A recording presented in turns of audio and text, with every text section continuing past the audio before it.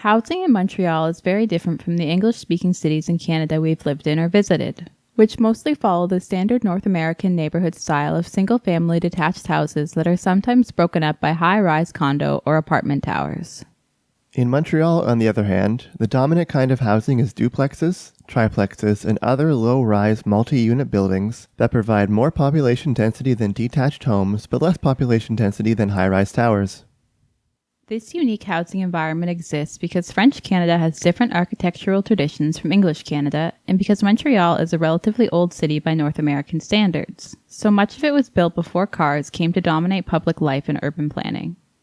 This video is about the distinct character and livability of Montreal's neighborhoods and why English-speaking cities in Canada and the United States could learn something from Montreal about creating walkable, affordable, lively cities. The quintessential Montreal housing style is called a multiplex or just a plex, which is basically a small apartment building that fits 2, 3, or sometimes 4 floors of stacked dwellings on a relatively modest residential lot. The most basic configuration is a duplex, which has 2 units, 1 on each floor. With 1 additional floor, this becomes a triplex with 3 units. With a wider building for 2 units on each floor, you can have a sixplex. Other configurations exist too, but these are pretty typical. Low-rise multi-unit housing exists in lots of cities in Canada, but it's mainly in Quebec and especially Montreal where it really defines large neighborhoods and takes on the characteristics that we're going to talk about here. These buildings, at least the classic style of Montreal plex that we're focusing on here, were mostly built before World War II, although there are many post-1990 additions that follow a similar concept and fit in well to these neighborhoods.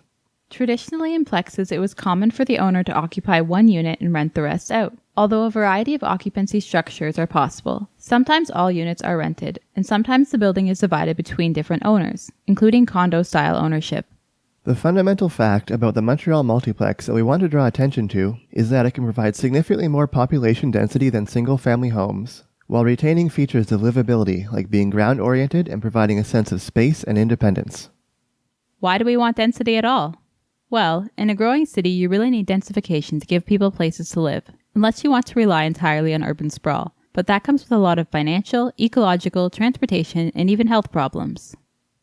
Population density can benefit livability because it allows a neighborhood to support a good mixture of schools, stores, and other amenities within walking distance. Density also helps to better support cycling and transit infrastructure.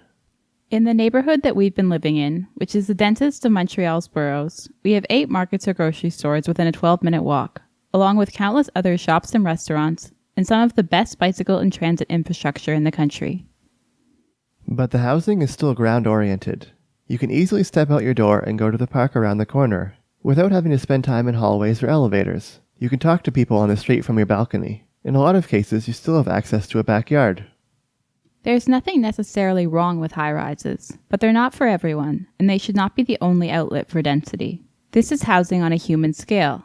Not too tall that you need an elevator to reach the ground, or too spread out that you need a car to reach a grocery store. In addition to being ground-oriented, another way that Montreal's plexes create very livable density is by making units feel independent from each other. Enabled by the famous external staircases, each unit usually has its own entrance, or shares an entrance with one other unit. The trend is to minimize shared interior areas, from hallways to laundry rooms. It's common for each unit to have its own washer and dryer, which is a much appreciated convenience that isn't the norm on rentals in other cities we've lived in, except maybe on higher-end condo rentals. Each unit in these plexes also usually has its own street address and mailbox, instead of an apartment number and mailroom. All of these features together contribute to livable density by making it feel less like you're sharing a building with other people. There are some disadvantages to the lack of common space, though. Having to take your own garbage and recycling to the street on the right day each week is less convenient than putting it in a centralized room or chute whenever you want, like you could do in a larger building. The next livability factor is personal space. We don't have data on plexes in particular, but rental units have more bedrooms in the Montreal region than in Canada's other biggest metropolitan areas, especially Vancouver, on average. This might be due to Quebec having more of a culture of renting than English Canada, so more rentals are built with families in mind. It probably also helps that floor space is less expensive to build in this type of housing than in high-rise towers. Regardless, it makes the rental market more accessible to families or people who want more room for an office or fitness area. Montreal's multiplex housing also manages space in interesting ways. Units commonly stretch from the front to the back of the building, taking a long but narrow layout. This allows for more noise and space separation between opposite ends of the apartment, as well as light and air through windows at both ends, but it comes at the cost of more space taken by your hallway. On the outside of the building, Plex housing manages space well by embracing balconies. Montreal takes balconies so seriously that it's not uncommon for a unit to have two, one in the front of the building and one in the back, which also functions as a fire escape. Because balconies are closer to the ground here, they're used for more than just getting air or having a view. It's not uncommon to see people chatting between balconies in the street, and we've seen more extensive balcony gardens here than we have in other cities. Another important part of livability is the cost of living.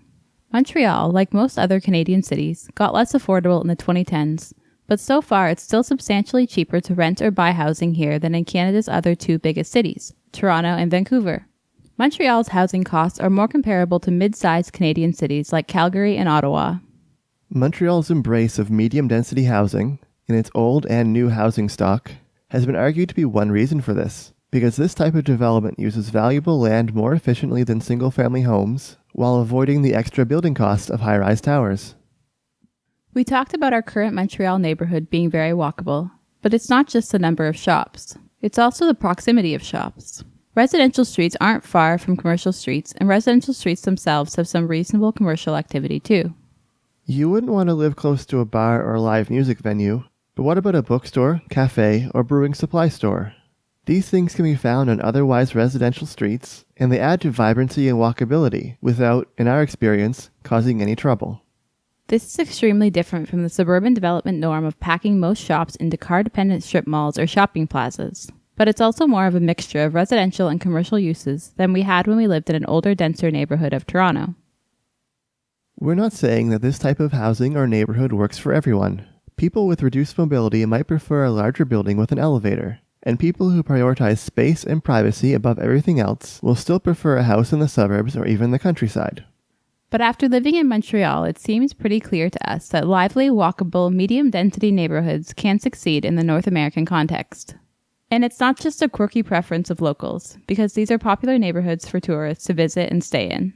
The Plateau, which is the densest and most walkable borough of Montreal, mostly due to multiplexes, has 5% of the population of the island of Montreal, but 29% of the Airbnb listings. It's the second most popular neighborhood for Airbnb in the city, after downtown. Unfortunately, it's not just a question of consumer preference. You cannot even legally build this kind of neighborhood in most places in Canada due to minimum parking requirements and zoning rules that restrict most neighborhoods to single-family detached housing. Even Montreal is not immune to these rules, especially in newer areas of the city. There's reason to be optimistic here, though. Edmonton, the fifth largest municipality in Canada, recently removed minimum parking requirements and single-family detached zoning. This obviously isn't going to turn Edmonton into Montreal, but as more cities loosen these suburban regulations, we do think that lessons can be learned from Montreal's successes. In this video, the kind of multiplex that we focused on was the denser type of development that's characteristic of older, more central, generally more francophone neighborhoods of Montreal, like the Plateau, Rosemont, Verdun, and Hochelaga. To the west of downtown, in more English neighborhoods, you'll find more standard walk-up apartment buildings that aren't much taller than plexes but have a larger footprint. These can provide ground-oriented density, but they miss out on some of the interesting features that we talked about, like separate entrances and the feeling that units are independent from each other. Further from downtown, you can find increasingly more suburban-style plexes, which are built with more accommodations for cars like driveways and garages. These are interesting because they have more rooms and larger yards, which families can appreciate, while actually being able to retain a reasonably high population density in a lot of cases. Unfortunately, these neighborhoods are not usually as walkable as they could be due to suburban design choices like larger roads, fewer intersections, and more shopping plazas. And then, of course, you can still find single-family detached houses in Montreal, especially in the more English suburbs of the West Island. High-rise condo and apartment towers are most common downtown, but are sprinkled throughout other neighborhoods too. As for other cities in Quebec, in our experience, plex housing is common there, but not quite as prevalent, and also not built as densely. The only place we've seen with comparable density, atmosphere, and walkability to Montreal's multiplex neighborhoods is Quebec City, specifically the neighborhoods of Saint-Jean-Baptiste, Saint-Roch, and Limoilou. Thanks for watching through to the end of the video. While we've explored Montreal pretty extensively and also read all the literature we could find on the city's housing, We have only lived here for a year so far, so if you have anything else to add on housing in Montreal or the rest of Quebec, we'd be happy to hear about it in the comments.